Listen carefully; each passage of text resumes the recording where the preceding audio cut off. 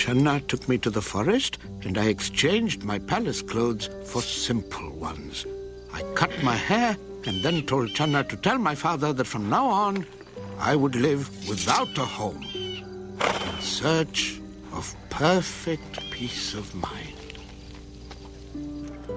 I spent a year with 2 elderly masters of meditation. They helped me to calm and train my mind. But I knew I hadn't found what I was looking for. I moved on. I met 5 other men, all about my age. They too were searching. I have studied meditation with 2 masters, but we sat in the shade. Pushing our bodies to the limits gives us spiritual energy. When you deny your body what it most wants, you set your mind free for higher things. I desire comfort and warmth, and he loves to talk. I desire sleep. What do you desire most? I always seem to be hungry. Well then, you know what you must do without.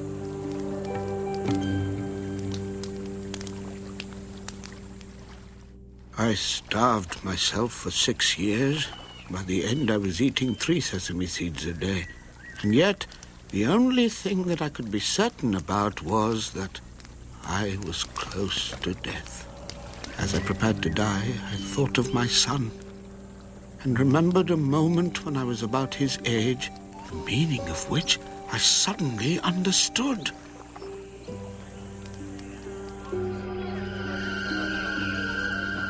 It was the palace ploughing match. Everyone else was watching a festival, but I was seeing something different.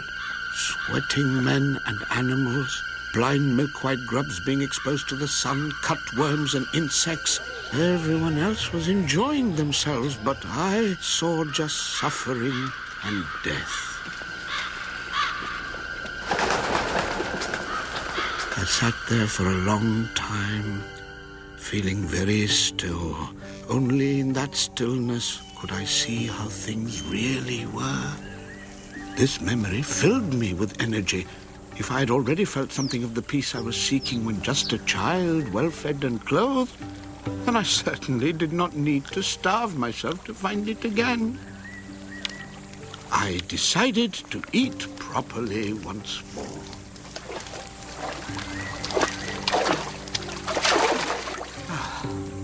Much to the disgust of my companions.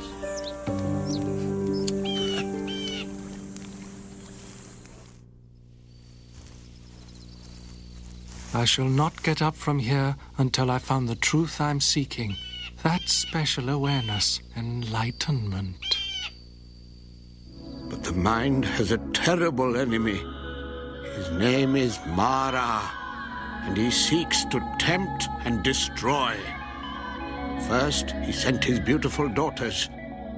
Tempt him, distract him, make him desire you. Mara knew that if I found enlightenment, I would go on to tell others how to escape his evil power.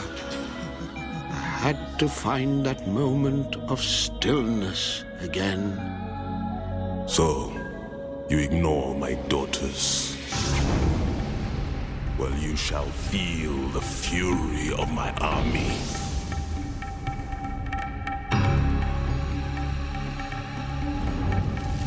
Be plagued by your worst nightmare, Gautama! Do you think you are ready for supreme enlightenment? Gautama, are you so sure you have it in you? Supreme enlightenment. Gautama, are you worthy enough?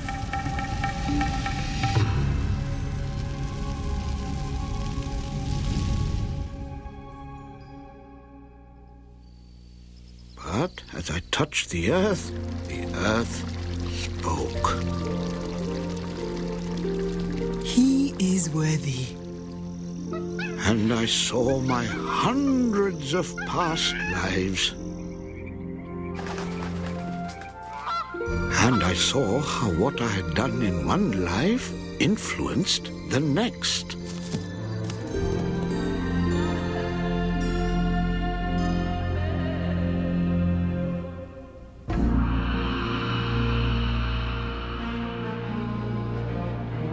I saw life as a wheel. For some, always moving upwards. For others, always falling downwards. There was no escape from the wheel of birth, death, and rebirth. And no escape from the three poisons: hate, greed, and stupidity that kept the wheel turning. I realized that whether your life is easy or hard, you can't escape death. But suddenly, what I'd been searching for was revealed to me. If I did not fear death, death had no power. Watching the moon that long night, I slowly understood that the way to avoid suffering was to free yourself from wanting anyone or anything, and to be ready always to give and receive.